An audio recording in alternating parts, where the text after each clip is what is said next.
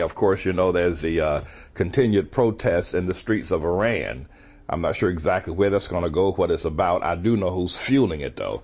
And I know that the American media is pumping that situation up over there in Iran like you won't believe. And I think they ought to stop. I just think that, you know, the American media wants to see Ahmadinejad out of there. They want to see this guy Mousavi in. And I think they would let Jack and the Beanstalk in. I don't care. They let Howdy Doody be the president of Iran. They can get rid of Mahmoud Ahmadinejad. The American media. Now, I'm not a fan of Ahmadinejad. You understand that. But I do think this is that there's a whole lot of political pressure that America, you know, you got a lot of doggone gall, America, because what you're trying to do is really influence what's going on over there in a sovereign nation. And I would liken this attack by the American media upon Iran and its sovereign will to hold elections, whether they are rigged or not. And, you know, can I talk to y'all? I know that everybody listening to me right now, I know that we're okay. You and I, we're all right. Is that right? I mean, we got it together. We're not against one another. Let's talk. America's got a lot of doggone gall to talk about a rigged election in Iran when there's never been a really true election here in America. I mean, come on, can we talk? I mean, can we talk here? I mean, can we really talk? I mean, look at Acorn. And look at what Acorn did. All the dead people in the cemeteries that voted in the Obama election. I mean, all the people that were intimidated by the new Black Panther Party. I mean, all the false votes, all the bogus voting booths, and all of the chicanery that went on. And you're going to tell me that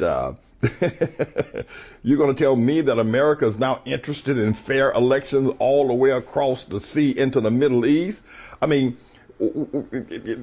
why don't we first try to straighten out the mess in our own backyard? Why don't we first try to get the elections done here in America the right way? I mean, we had that election going on up there in Minnesota between Al Franken. I mean, that was going on for and the courts had to get involved in it. Then you had the George Bush, Al Gore election. The Supreme Court had to get involved in that, you know. And then, of course, we all know that the last election with the long-legged Mac Daddy, Barack Hussein, the long-legged Mac Daddy Obama, everybody knows that election was a fraud. Everybody knows that Acorn piled in Ohio and stacked the votes in North Carolina and other places. So, you know, the American media, you got some mitigated gall or some unmitigated gall, let me put it the right way, to be concerned about what's going on over there in Iran. You people ought to just shut up. I mean, it's just absolutely ridiculous. You know, when you consider just how fraudulent elections are here in America and all the lies that are told, and who knows about the vote count? Who here in America, you think Americans really believe that every election here is a fair and honest and right down to the last minute vote? I mean, come on.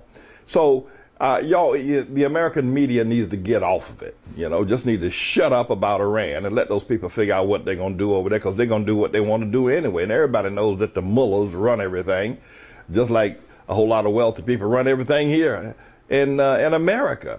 People are talking about, ain't this a blip? People are talking about how the theocratic, autocratic mullahs, who are the religious leaders, some sort of a council over there in Iran, how they're calling the shots, and they put in place who they want to put in place. And therefore, Ahmadinejad was pre-elected even before the first vote was cast. And that's what they're saying is going on in Iran. Ain't that nothing? Well, don't we have the same kind of gravy and the same kind of dog stuff going on here in New York and America as well? The same kind of rich people, or wealthy people, or business persons picking the candidate that they want, and before the election's ever had, they already can tell you who's going to win. I mean, ain't that the pot calling the kettle black? I've never seen anything. I'm just too through. I am with this business of the mainstream media harping on this election over here and over there in Iran. I mean, the very thing they're accusing Iran of, we have perfected.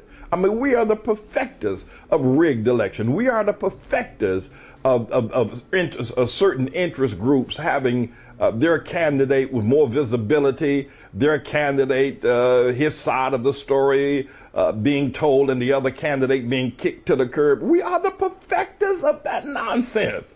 I mean, don't you see this as absolutely unbelievably hypocritical? I've never seen anything as hypocritical as this in all the days of my life. Yet, people are standing up with it. You know, they're sticking out their chest and ran back their shoulders. Well, we need to make sure that the elections over in Iran were fair.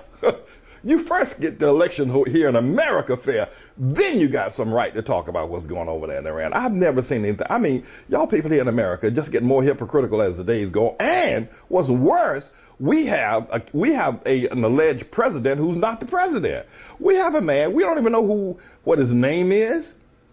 We have no idea who his daddy is. The deal is now I'm getting more and more emails. Have you heard about this?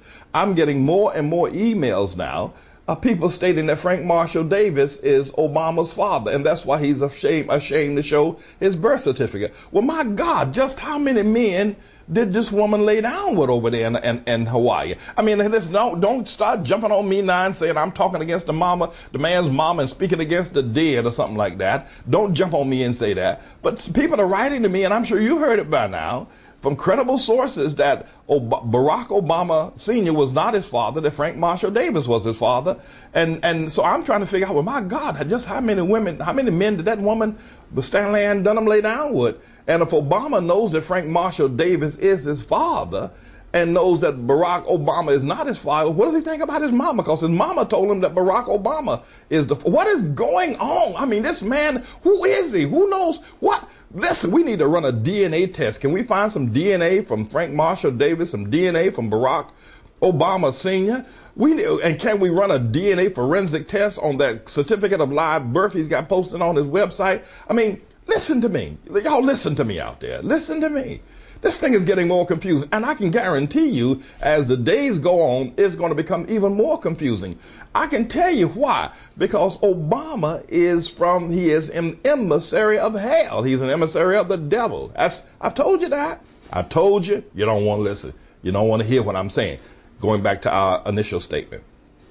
Listen, before you start talking about correcting rigged elections, and this goes for John McCain and for the long-legged Mac Daddy and for all the all the people, first get the election right here. We can't even get the Supreme Court here to review Obama's driver's license, his birth certificate.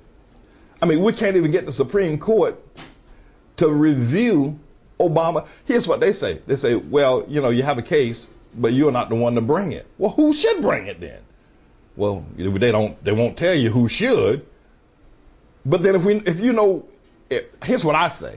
If the Supreme Court, with all of these cases, and every one of them they rule, we don't have a standing. Philip Berg, you don't have a standing. Leo D'Onofrio, you don't have a standing. Dr. Orley Tates, you don't have standing. Court Winoski, you don't have standing. All of these cases that have been brought before the U.S. Supreme Court, and the Supreme Court just keep giving the same old rubber stamp, you don't have a standing to bring this case. You have a case, but you're not the one to bring it. Then if these people and the other 18 cases that have been filed, if these people are not the ones to bring it, then tell us who should bring it, who's eligible to bring it. And hey, Justice Roberts and Clarence Thomas, if we, the American people, aren't the ones to bring it, then who do you expect to bring it? The Iranians, Kim Jong-il, Putin, Sarkozy, Angela Merkel, who do you expect to bring the case if we, the American people, can't bring it? And by the way, you Supreme Court justices, since you don't think that we have the right to bring the case, why don't you bring it? Why don't you step aside and say, as an American citizen, I want to make a citizen's arrest? Why don't you bring it? Why don't y'all do that? I think that would be, somebody ought to do it. But if you're not going to do that, then shut up. I would say to the entire mainstream media, shut up.